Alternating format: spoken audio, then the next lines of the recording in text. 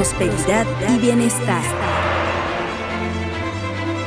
Cohesión social para el desarrollo. Seguridad pública y justicia penal. Sustentabilidad, población y territorio. Gobierno eficiente y política democrática. Jalisco a futuro, construyendo el porvenir. Hola, ¿qué tal? Qué gusto saludarle. Esto es Jalisco a Futuro 2030. Jalisco a Futuro 2030 es una investigación que han venido realizando académicos y especialistas de esta casa de estudios. Hoy hablaremos de un tema importante. Vamos a hablar de medio ambiente y de territorio. Para ello, voy a saludar a mis invitados y después vamos a ver la siguiente cápsula informativa que nos va a servir a manera de contexto para el siguiente diálogo. Saludo con muchísimo gusto al doctor Sergio Graf, el secretario de Medio Ambiente y Territorio del Gobierno del Estado de Jalisco. Gracias, ¿cómo está? Gracias por la invitación, Josefina. Muchísimas gracias por acompañarnos. También nos acompaña el doctor Eduardo Santana Castellón, profesor investigador del Instituto de Manantlán de Ecología y Conservación de la Biodiversidad del CUCOSTA. Bienvenido. Muchas gracias, Gracias, maestro. Josefina. El doctor Luis Valdivia Ornelas, profesor investigador del Departamento de Geografía y Ordenamiento Territorial de el CUSH. Maestro, gracias. Gracias, muy amable por la invitación. La doctora Carla Aceves Ávila, profesora investigadora del Departamento de Administración del CUSEA. Maestra, bienvenida. Te saludo y a mis colegas también. Muchísimas gracias. Empezamos.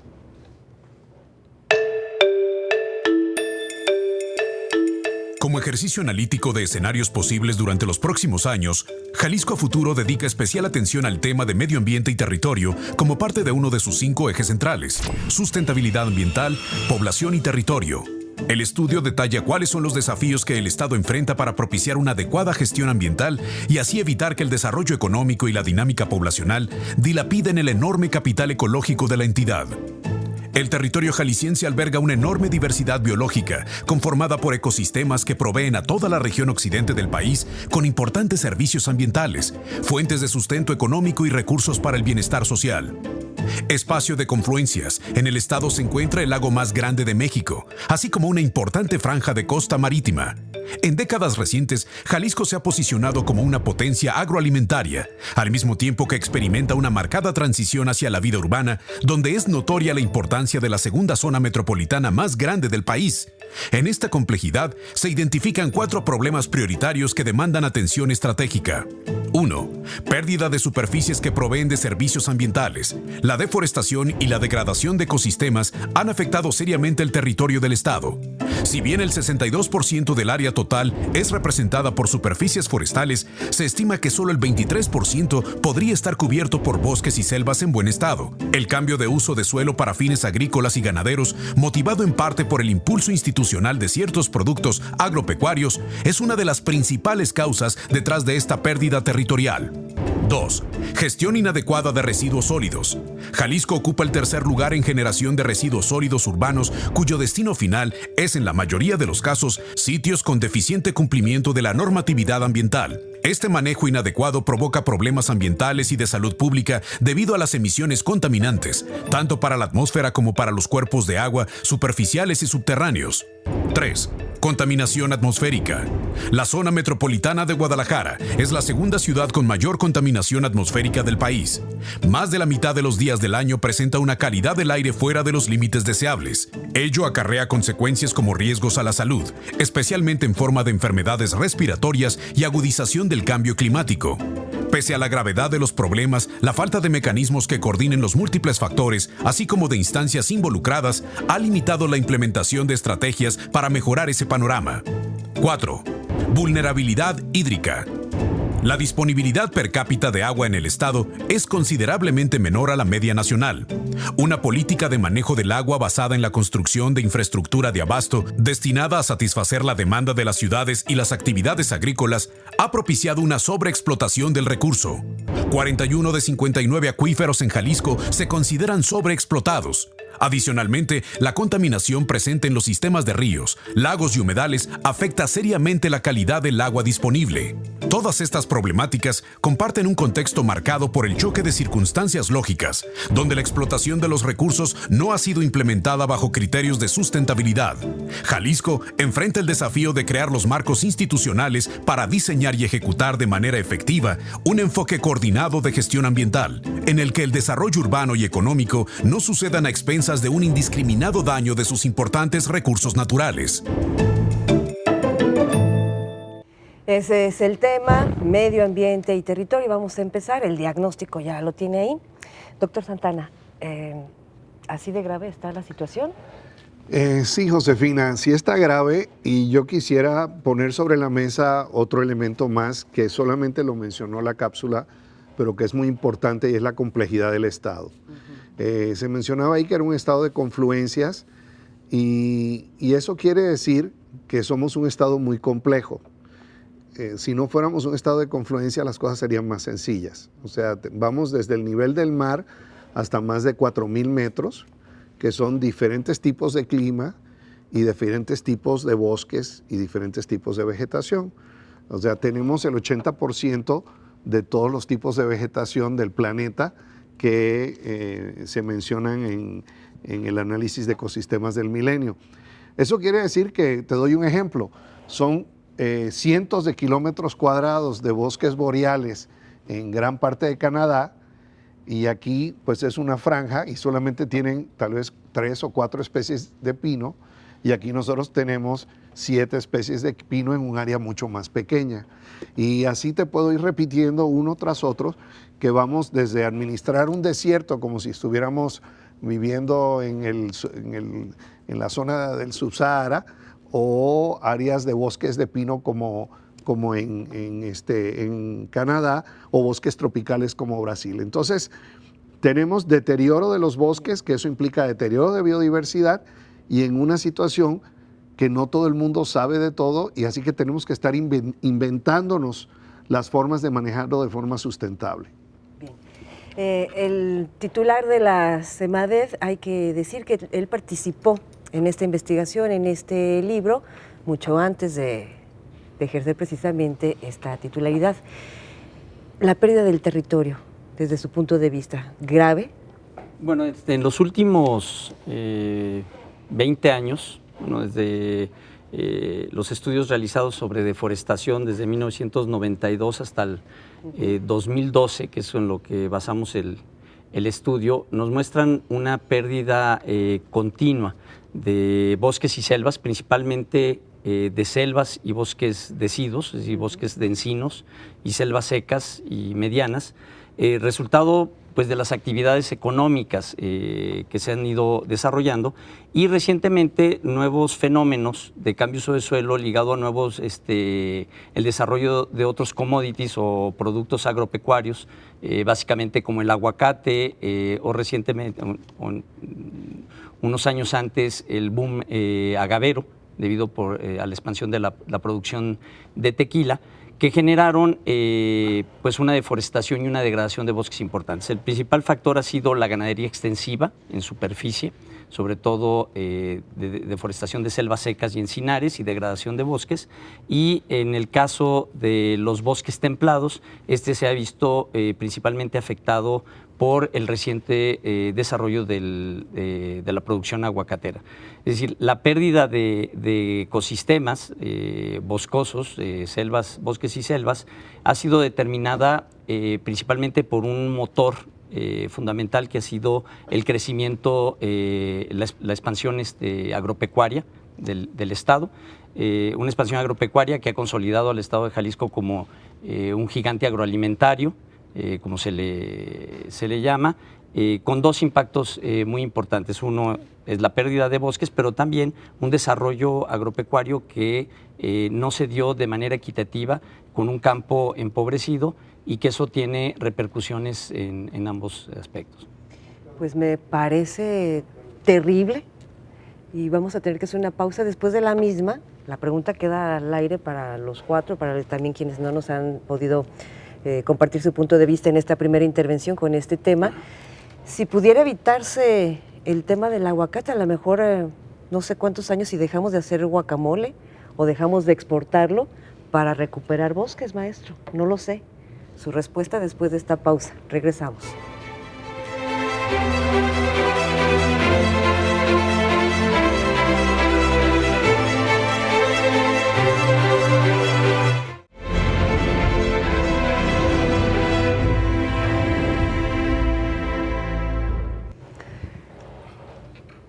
¿Cómo evitar la pérdida del territorio y qué hacer?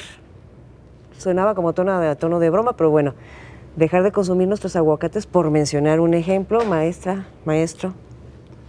Pues bueno, yo básicamente quisiera reforzar lo que comentó el doctor en un principio, que Jalisco, digamos, es confluencia es un territorio muy complejo, producto de la confluencia de dos factores muy importantes: la diversidad biológica, pero también algo que se menciona muy poco es la geodiversidad, es decir, la gran cantidad de estructuras geológicas que existen en el estado, producto, digamos, de la confluencia de por lo menos 5 grandes provincias geológicas que cruzan todo México, y esto ha generado, digamos, un relieve muy complejo, y sobre el relieve muy complejo pues es donde se ha sentado la biodiversidad y es donde, digamos, está el problema de degradación. Particularmente en el tema de bosques tenemos algunos datos que ya se dijeron en la cápsula, pero yo puedo comentar que en los últimos años la cubierta vegetal ha incrementado su pérdida anualmente más o menos en un 3.2%, es decir, se ha incrementado el problema de pérdida de la cubierta vegetal en un 3.2%, de eso producto pues de la intervención de nuevos factores, como dice el doctor Graf. Sí, mencionó también el tema de la ganadería, pero también el poderoso caballero don Dinero, ¿no, maestra?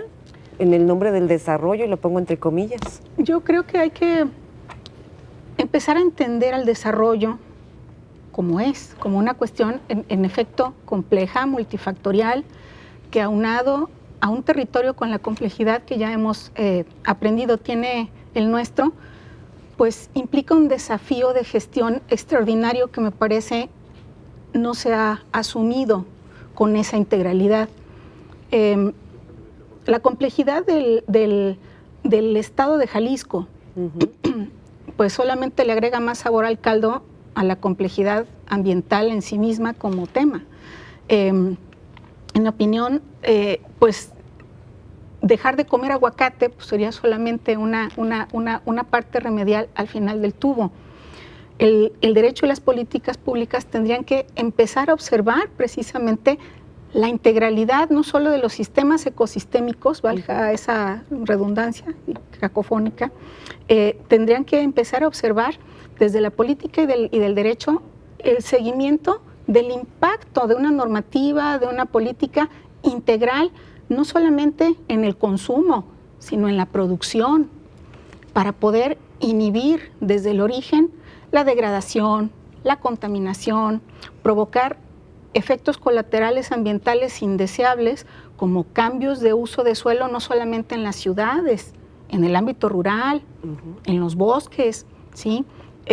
Porque el hecho de que tengamos esta complejidad solamente hace más difícil la gestión, particularmente en las ciudades, y lo digo así porque es emblemático.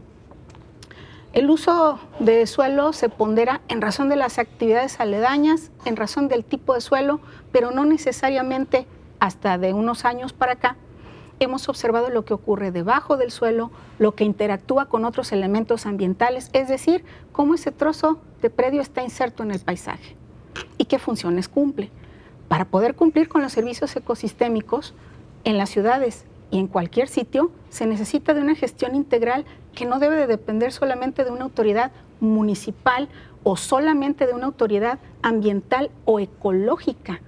Todas las actividades humanas, la agropecuaria, la industrial, la visión urbanística, etcétera, van a impactar de manera diferenciada en el ambiente y no todos están teniendo esa misma corresponsabilidad en la gestión ambiental y lo que les tocaría realizar para prevenir y no solamente poder gestionar soluciones parcialmente remediales al final del tubo, como sería dejar de comer aguacate. Dejar de comer aguacate, pues Ya cuando dejamos de comer el aguacate, claro, lo venden en otro lado. Pero te lo comes tú, entonces que se lo coman en otro lado. Así es. Entonces tendríamos que ver la complejidad del problema desde antes, ¿sí? ¿Qué es lo que provocó que para empezar quisieran sembrar aguacate en una determinada región y así sucesivamente? Esa visión integral tendría que ponderarse desde otras autoridades, multinivel, multisectorial. Para pasar al tema de residuos sólidos, me parece que ese es un punto importante de ver gobierno municipal, estatal y federal, cómo se permitió esta voracidad, decirlo así, porque nos centramos quizá en el aguacate porque es quizá el más común, pero el rey era Michoacán. ¿Cómo se le permitió a Jalisco y de manera desordenada? ¿No hay desorden, secretario? ¿O sí? Mire, yo estoy de acuerdo. El problema no es que comamos o no comamos aguacate. O sea, tampoco hay que satanizar una actividad económica que puede realizarse en un espacio adecuado. Es decir, una gran cantidad de plantaciones de aguacate se realizan en espacios que no han sido factores de deforestación. Entonces, tampoco se resuelve con una política de no comer aguacate. Lo que sí se puede hacer son políticas integrales, como se llama la doctora Carla, donde se ataquen las causales no solamente directas, sino subyacentes de los factores por los cuales se cultiva un cierto producto en un territorio determinado. Y lo que hay que hacerlo es atacarlo con varias perspectivas. Fortalecimiento de la capacidad coercitiva y vigilancia para evitar que se violente la ley y se cambie el uso de suelo para meter un cultivo, meter incentivos económicos y de mercado, por ejemplo, la certificación de producción sustentable y cero deforestación, que puede ser a través de organismos internacionales y que eso facilite la comercialización ya en un contexto de cambio en los patrones de consumo internacional de ciertos productos o incluso los nacionales. Yo creo que va más rápido internacionalmente que a nivel nacional. Y la otra, metiendo incentivos adecuados al valor de la producción forestal. Una decisión de un productor de cultivar una cosa en detrimento de otras tiene que ver también con el bajo valor que tiene la producción forestal en relación a otro cultivo, y la otra es que no se establecen mecanismos compensatorios del resto de la sociedad que recibe la provisión de servicios ambientales de las zonas boscosas. No se reconoce que la provisión de agua, la captura de carbono, etcétera, son servicios ecosistémicos fundamentales que le permitiría al productor tener ingresos suficientes para no hacer el cambio de suelo. Entonces, no es una responsabilidad exclusivamente del productor o de los incentivos que suceden, sino también de una falta de corresponsabilidad del conjunto de la sociedad para conservar nuestros bosques. Yo vi unas imágenes vía satélite y ve así como unos huecos, unos hoyos de estos eran pinos, ahora ya no. Yo sí me asusté. Los veo como no tanto. No tan asustados, pero si quiere agregar algo sobre el tema, maestro, nos vamos a es que, mira, es una batalla. Digo, hay factores profundos que tienen que ver desde el crecimiento de poblaciones de humanos, así que, y no estoy diciendo que tenemos una sobrepoblación en Jalisco, pero definitivamente cualquiera que maneja un agostadero y maneja ganado sabe que hay una cosa, que hay una sobreexplotación del agostadero y una capacidad de carga. Desde eso hasta el elemento de consumo y del nivel, o sea, cuánto, hablando de guacamole, durante el juego de fútbol, en Estados Unidos, cuántas toneladas de aguacate llegaron para el consumo. Estamos en una situación en la cual los factores de cómo nosotros aspiramos a tener una calidad de vida que aprendemos en la televisión o que vemos hacia los países que son los más consumidores y depredadores del mundo como ejemplo, nos genera ese tipo de demanda que finalmente pues hay una cadenita de mercado que nos lleva a, ya puede ser aguacate, o pueden ser jitomates, o pueden ser diamantes. O sea, los japoneses no valoraban los diamantes, no tenían la costumbre de regalarse diamantes en anillos, etcétera. Una vez que les llega eso, entonces el diamante tiene un valor y tiene un mercado. Ahora, yo creo que las preguntas todas son cómo sí, cómo no, dónde sí y dónde no, y cuándo sí y cuándo no. Y no es que no haya tajantes, como tú dices, yo creo que sí, hay tajantes en diferentes momentos y de diferentes formas. Tal vez no nos asustamos porque estamos bregando con esto día a día, y es como un cirujano que ve a una persona sangrando y con el pecho abierto y pues no quieres que se asuste, ¿verdad? Quieres que salve a la persona. Entonces esto tal vez es un poco similar. Me parece que ese es dio en la clave, me parece. Vamos a hacer una pausa y después de la misma retomamos este asunto de la calidad de vida, la que nos están dictando o la que queremos. ¿En qué sentido? ¿Por qué generamos tantos residuos sólidos? Con esto y más regresamos.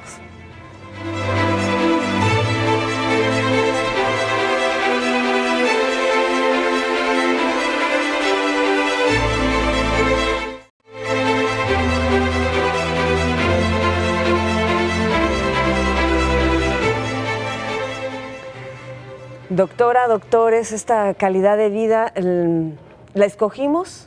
¿Nos la imponieron? ¿La hemos venido cambiando? ¿Por qué generamos tantos residuos sólidos? Y además el manejo que les estamos dando. ¿Quién quiere iniciar? Pues bueno, yo quisiera terminar un poco con los comentarios que dice el doctor Eduardo Santana, donde dice dónde sí, dónde no, cómo sí y cómo no. Entonces, para mí, pues es fundamental tener un diagnóstico, ¿no?, de la situación en la cual está las condiciones ambientales del territorio estatal. Y yo pienso que el documento Jalisco a Futuro 2018-2030, precisamente esa es la parte fuerte del documento, ¿no?, porque se entiende la complejidad de las cosas, y a partir de entender las complejidades de las cosas y los problemas de degradación, yo pienso que sí se puede establecer una agenda estratégica. Yo pienso que a partir del diagnóstico, entender la complejidad de las cosas y los niveles en los cuales se están presentando los problemas nos permite entonces sí articular una agenda estratégica que aborde todos los problemas, por ejemplo, de cambios del suelo, el problema de la pérdida de la diversidad, el problema, por ejemplo, de degradación de los suelos. Por las condiciones geológicas, pues el Estado tiene problemas severos de erosión y de pérdida de suelos y colmatación por ejemplo, en el lago Chapala, en cuencas endorreicas, colmatación de arroyos, o sea, trae una gran cantidad de problemas. Y, por ejemplo, si esto le aunamos la presencia, por ejemplo, de ciclones o de tormentas severas, ante la pérdida de la cubierta vegetal, pues se disparan procesos que incluso pueden convertirse en fenómenos naturales peligrosos. Entonces yo pienso que lo fundamental es contar con un diagnóstico que nos permite establecer una estrategia fundamental para que empiece a atacarse los problemas a corto, a mediano y a largo plazo. ¿Cómo estamos en materia de residuos? Bueno, ¿gustas?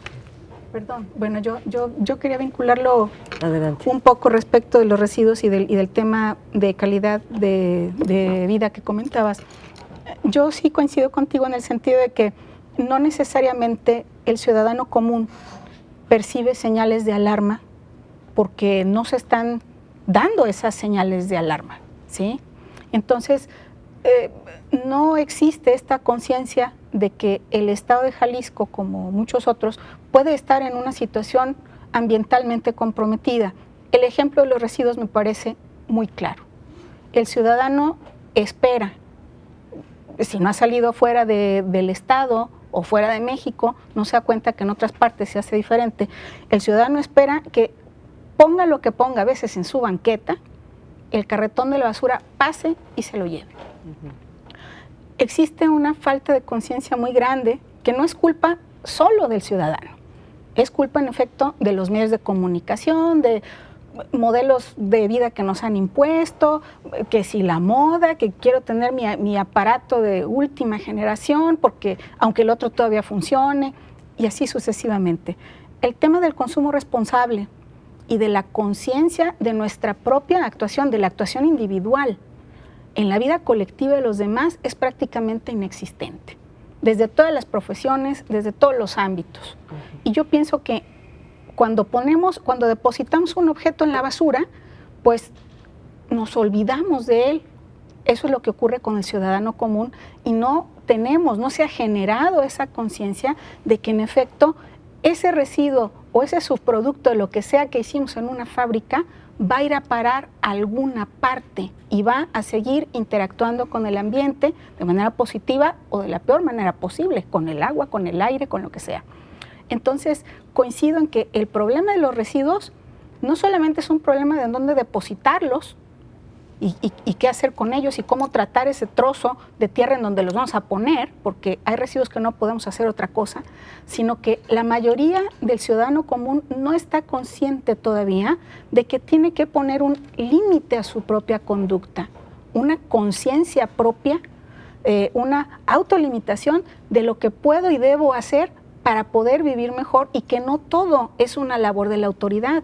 Evidentemente la autoridad tiene una función muy clara que tiene que atender, pero la generación de la mayoría de los residuos desechables sí se nos han impuesto, pero nosotros los hemos asumido primero sin conciencia, pero una vez adquiriendo la conciencia tenemos la responsabilidad de hacer un cambio de hábito.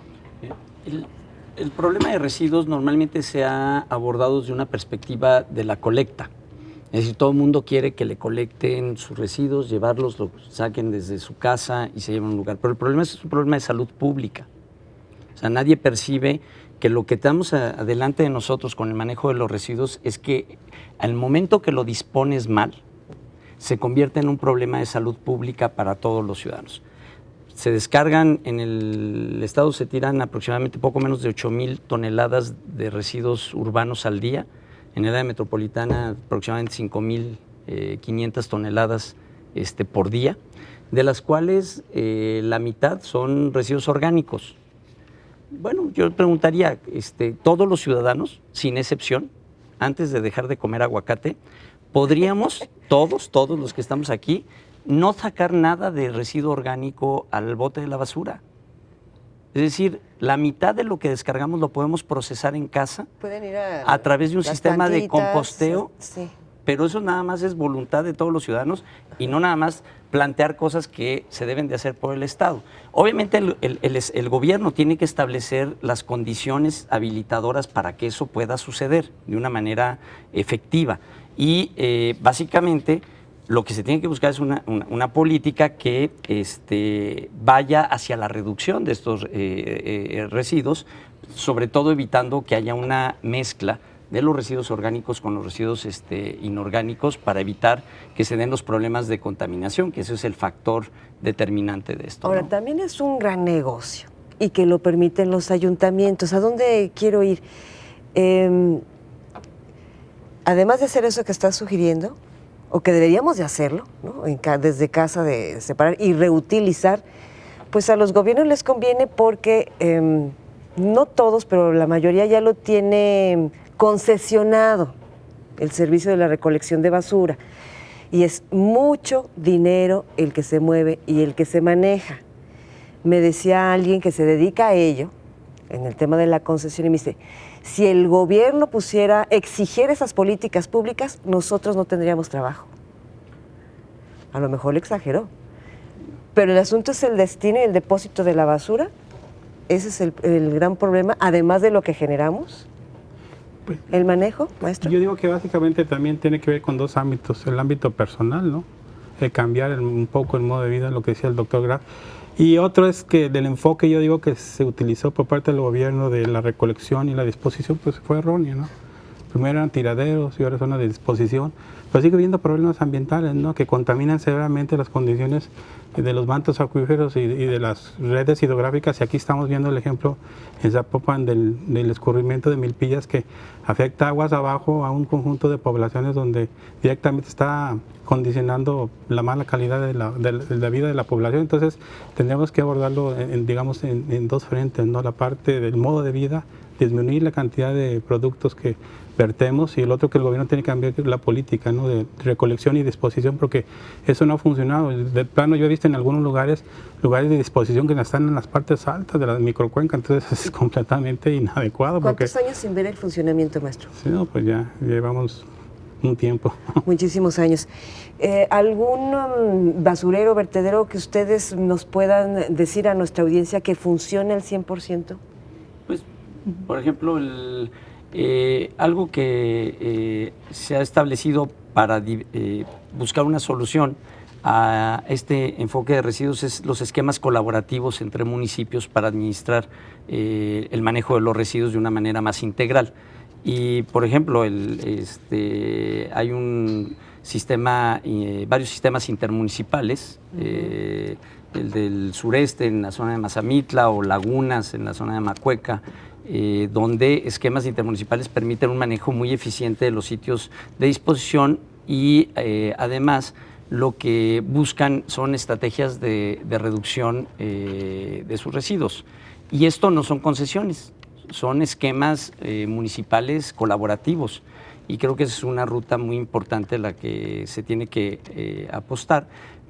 Y por otro lado, el problema de los residuos es un problemón para todos los municipios. Los sitios de disposición final, lo que se constató en el diagnóstico, son sitios que están sobrepasados, en sitios no adecuados, pero no porque tengan una concesión con alguien, porque es una responsabilidad del municipio, sin recursos económicos, para poder abordar el tema. Pero cuando pongo reglas, ¿no? Y digo, te comprometes a esto y te pago por ello. Yo creo que son la minoría los municipios que tienen concesionado su basura. O sea, la mayor parte de los en el estado, en el interior, la basura lo manejan las dependencias municipales. O no la manejan. O la manejan como pueden. Claro. Pero es un problema que con esta visión equivocada de que había que recoger y descargar como solución, porque eso nos aleja del problema a todos los ciudadanos, pues se terminó abordando el problema de una manera equivocada. Yo creo que eso es lo que hay que transformar. Tenemos que hacer una pausa, pero de 8,000... ¿30 segundos? Sí, después de la pausa, maestra. ¿Sí? Hasta me quedé yo también con mi frase a la mitad. Regresamos en 2 minutos.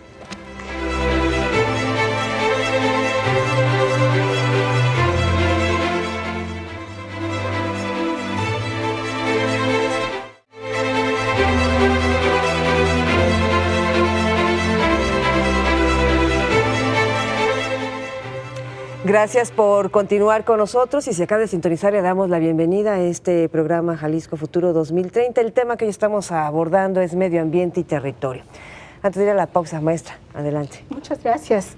Yo creo que el tema del asociacionismo intermunicipal, desde la perspectiva de los residuos es un ejemplo muy claro, pero podría asumirse desde cualquier otro servicio público. Nuestra legislación y la política pública fueron pensados para problemáticas y esquemas que conocíamos en el siglo XX o en el siglo XIX.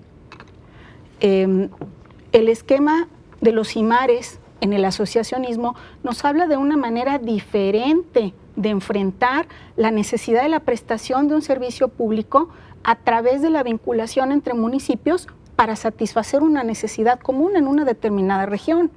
Eso no lo dice la Constitución, pero no lo prohíbe. Eso no lo decía tampoco la Constitución jalisciense, pero no lo prohíbe, ¿sí? Entonces, sin duda, no hablo que todo tendría que hacerse por asociacionismo intermunicipal, pero me parece un ejemplo clarísimo de que, en efecto, para la política pública tenemos que pensar fuera de la caja. El servicio público o los servicios públicos, porque pues claro que son residuos, claro que es agua, claro que parques y jardines, pues parques y jardines no son parques y jardines, son áreas verdes, es verlo de otra manera. Tienen que evolucionar a las necesidades contundentes del siglo XXI, apremiantes del siglo XXI, que no son ya las del siglo XX, ni mucho menos las del siglo XIX. Entonces, atender estas necesidades, no solo al final del tubo, implica verlas con una visión integral, pero también con otras maneras de actuar desde la gestión, fortaleciendo capacidades locales, capacitando, abriendo espacios para que puedan actuar de otra manera otros actores que tradicionalmente no han tenido voz, pero sí tienen la responsabilidad que les encomienda desde la propia Constitución Federal. En este bloque me gustaría abordar otros dos, lo hago por razones de tiempo, otros dos grandes problemas y que se anunciaron al principio de este programa en una cápsula informativa: la contaminación atmosférica y también hablar de la situación hídrica que guarda nuestra entidad. Qué tan vulnerable está la situación hídrica y la contaminación, por supuesto, en la misma, y lo suficiente o no de nuestras aguas dulces aquí en Jalisco. nos estamos manejando por moda, sociedad y gobiernos y universidades. Recientemente tuvimos un problema tremendo de contaminación atmosférica, por ejemplo, en la Ciudad de México. Y luego tenemos también nuestros problemas en Guadalajara y los asumimos así y nos olvidamos de los demás. O pareciera que nos olvidamos. ¿Es así, maestro, o no? No, yo creo que, o sea, es como toda la problemática ambiental. O sea, no son problemas sencillos, son problemas muy complejos que son multifactoriales y no nada más obedecen a una sola, a un solo factor que está generando la dificultad, ¿no? Si nos centramos en el tema de la calidad del aire, pues principalmente lo visualizamos en el área metropolitana de Guadalajara, pero si te vas a vivir como nosotros vivimos algunos años en El Grullo, Autlán, y vives la zafra en ese valle, donde se queman 15,000 hectáreas de caña de azúcar cada año, la calidad del aire es tan mala como la que puedes tener en el área metropolitana o Casimiro Castillo. O sea, obviamente el área metropolitana o la Ciudad de México son lo que marcan fundamentalmente el problema, porque ahí es donde vive la mayor parte de la población y donde se tienen los mayores impactos. Y dentro del caso del área metropolitana de Guadalajara también tienes factores muy diferentes que tienes que atender de una manera transversal. Uno de los factores principales son la alta motorización de la movilidad en el área metropolitana de Guadalajara, que esta se resuelve con un problema también no sencillo ni de corto plazo, que es la mejora del transporte público, el desincentivo del automóvil, el uso de alternativas de movilidad no motorizada. Pero también hay que trabajar con el control de la contaminación de las fuentes fijas, ¿no? Básicamente industrias, pero también tienes fuentes fijas que tienen implicaciones sociales importantes, como la fabricación de ladrillo, que tienen un impacto importante, o la falta de espacios verdes que te ayuden a contener o a mitigar un poco el impacto de la contaminación. Entonces tienes que abordar, para tener resultados adecuados en esto, pues los principales factores que te está generando la peor condición. Siempre hay contaminación cuando hay una concentración de población como esta y con actividades como las que tenemos y normas nacionales como las que tenemos.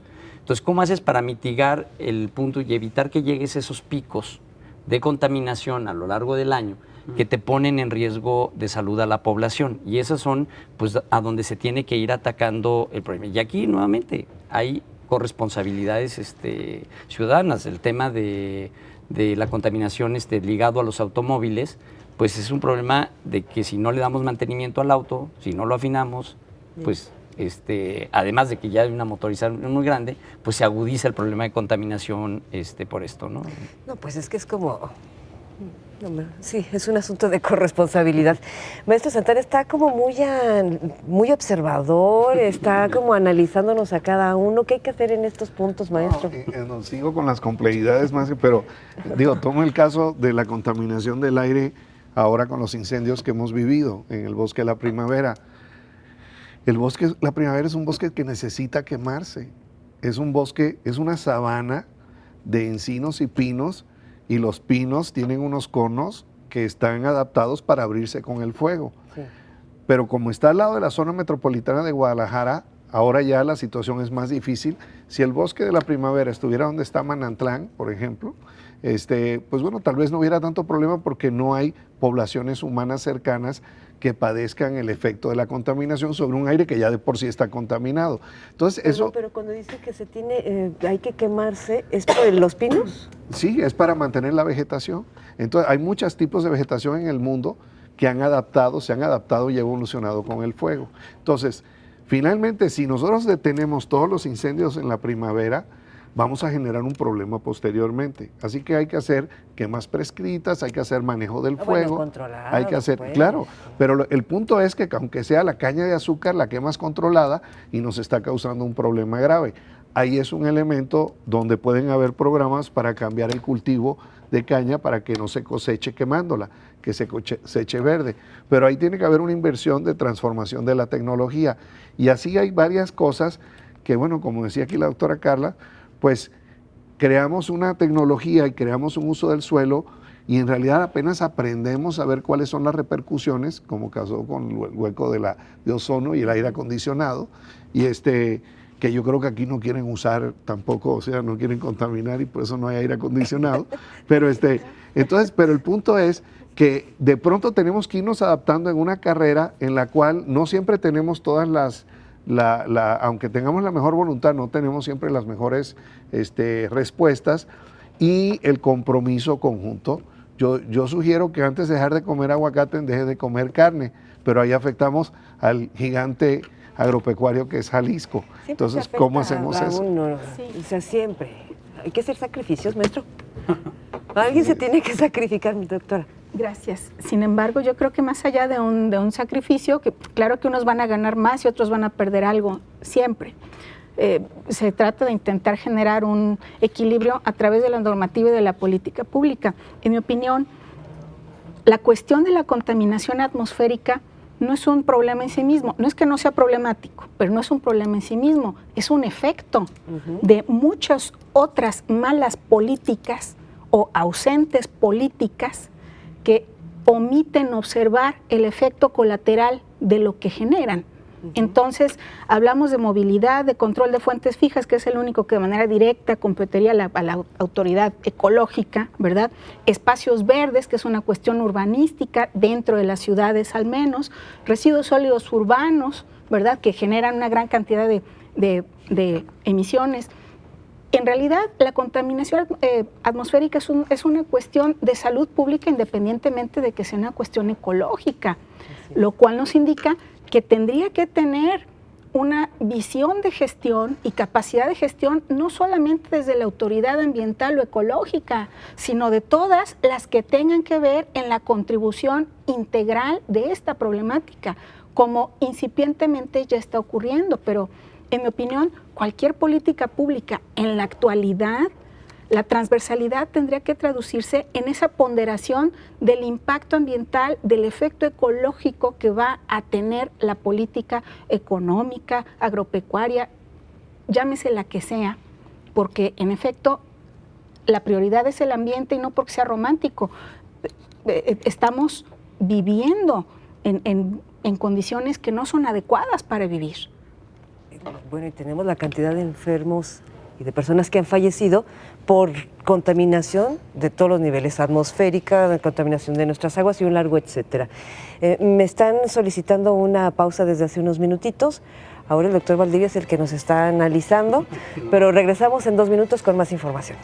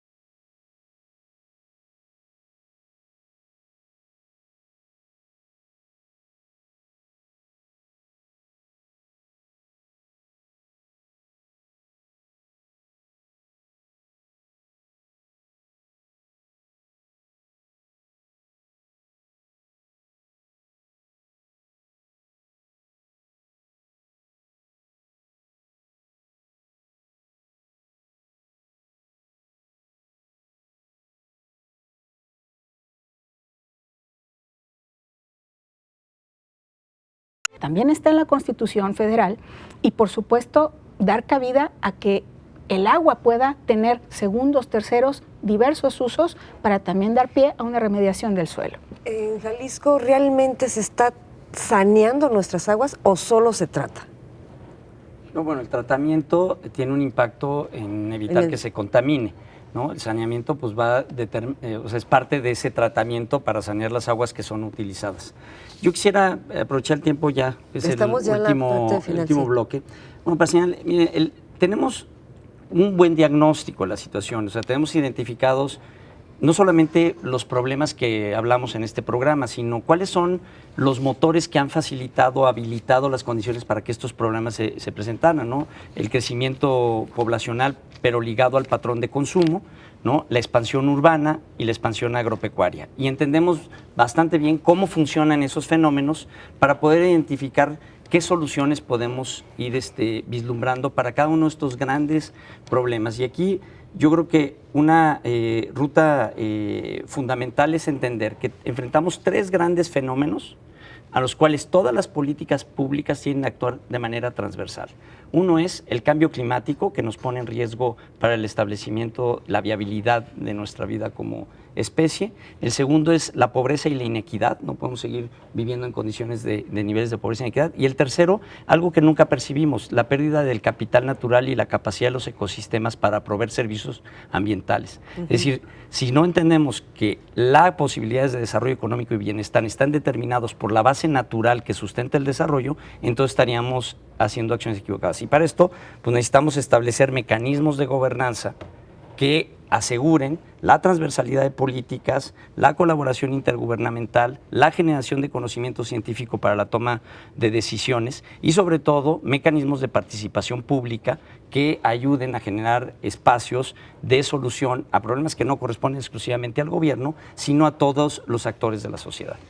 Maestro Graf, ¿esas serían como las conclusiones o las sugerencias que harían después de este gran diagnóstico? Esa sería la respuesta, porque nos quedan 2 minutitos para darles también voz a cuáles serían sus... Bueno, yo le puedo decir que, como usted dijo, este diagnóstico, y participé en la elaboración de este diagnóstico con el doctor Santana antes de asumir las responsabilidades, pero es obviamente una base de información y de diagnóstico que es fundamental para el diseño de las políticas públicas actuales. Bien. Doctor Santana, del diagnóstico, las conclusiones. ¿Qué sugiere? En esencia, un elemento más que no se ha mencionado aquí es el tomar conciencia. Y el tomar conciencia de la población, porque finalmente con los votos es como se definen hacia dónde van las políticas públicas, y con la presión ciudadana, con su participación. Entonces tocamos eso en el diagnóstico, aunque no lo hemos discutido aquí, como un elemento importante. Y finalmente se necesita, en algunos aspectos es inducir, y en otros aspectos es coerción, y hay que saber también cuándo sí, cuándo no ocurre. El caso del agua es uno que ya llega al nivel de la coerción y de poner penalidades en el consumo excesivo. Doctora Aceves, con la pena, 20 segundos, igual, maestro, 20 segundos. ¿Cómo concluiría la sugerencia? La cuestión ambiental no es una cuestión solo de gobierno, es una cuestión preponderantemente de política pública para la administración de recursos, pero sin la participación informada, consciente, voluntaria del ciudadano, puede tener escaso efecto. Doctor Baldín. Pues básicamente yo considero que el trabajo de Jalisco a futuro me parece muy interesante, muy importante, porque no nomás se queda en un diagnóstico que es fundamental, sino se traduce en indicadores y sobre todo en políticas públicas y ejes estratégicos, y para mí eso es fundamental. Bien. Les agradezco. Muchísimas gracias por estar con nosotros, doctora. Doctores, un placer estar aquí con ustedes. La tarea es de todos, si queremos un mejor territorio. Hasta la próxima. Prosperidad y bienestar. Cohesión social para el desarrollo. Seguridad pública y justicia penal. Sustentabilidad, población y territorio. Gobierno eficiente y política democrática. Jalisco a futuro, construyendo el porvenir.